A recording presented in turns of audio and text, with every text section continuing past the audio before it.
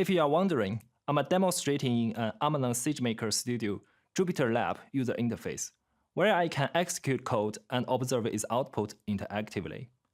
As the first step, I load a sample data image, which is generated from a general practitioner requesting multiple different pathology tests in handwritten format, posing one of the most challenging character recognition tasks.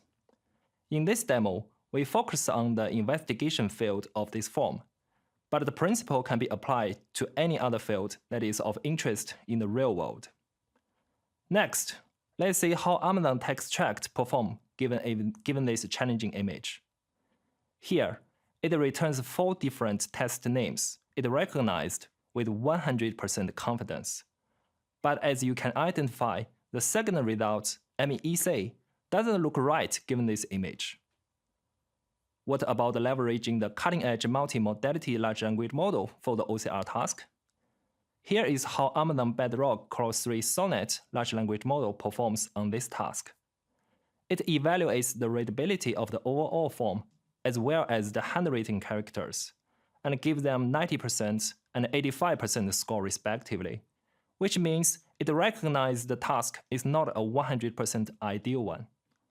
For the final result, Clause 3 Sonnet managed to get one of the test names correct, in this case FBE, short for full blood examination, but misidentified 2 other test names and overlooked another one.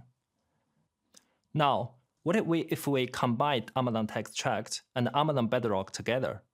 In this way, we aim to help Clause 3 Sonnet with more information from Amazon Text Tract, and also overcome limitations of a standalone OCR service with generative artificial intelligence. Here, as you can see, the combination approach gets 3 of the 4 test names correct, and recognized and admitted a challenging case that it can't work out. In the next step, let's see what we can do about this tricky one. One of the unique features of the generative AI is it could be provided with different specialized external functions or tools to enhance its capability, whereas foundation models themselves can decide which external support is needed and at which step. In our case, the model has recognized a challenging pathology test name that it can't be mapped to the medical lab knowledge base. Therefore, it's time to call for help from a human expert. Amazon A2I is a fully managed service that makes it easy to incorporate human review of model predictions, removing the need of building a human review system or manage large numbers of human analysts, which is perfect for our situation here. I had already set up the Amazon A2I workflow, the customized template UI, which you will see soon, and logged in as one of a pathology expert, ready to review and correct the OCR result when needed. Suppose I get a notice, then I refresh the web page in my Amazon A2I portal. I can see there is one task waiting for me. I will go ahead and start working. Now on this customized UI, I can see the original image on the left and the model output on the right, ready for me to review, validate, and correct when necessary. Now I will go ahead and go through the test names one by one and confirm they are correct or not. When there is something off, I will provide corrections and more information. Optionally, I can also provide comments in free text to help others, including the large language model, to better understand why I made such changes, so it may use such information to improve itself in the future via fine-tuning.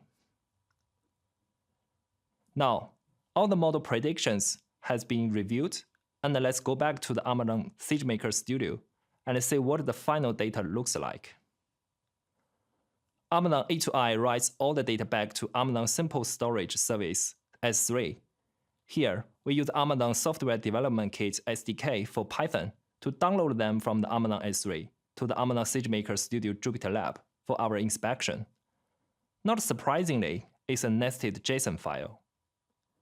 Here we have information of the input to Amazon A2I, which is the model prediction for our OCR task, and also information post human review and corrections, including human validation test full name, short forms, comments, etc. These results can be used for post-processings and downstream decision-makings for this challenging OCR task.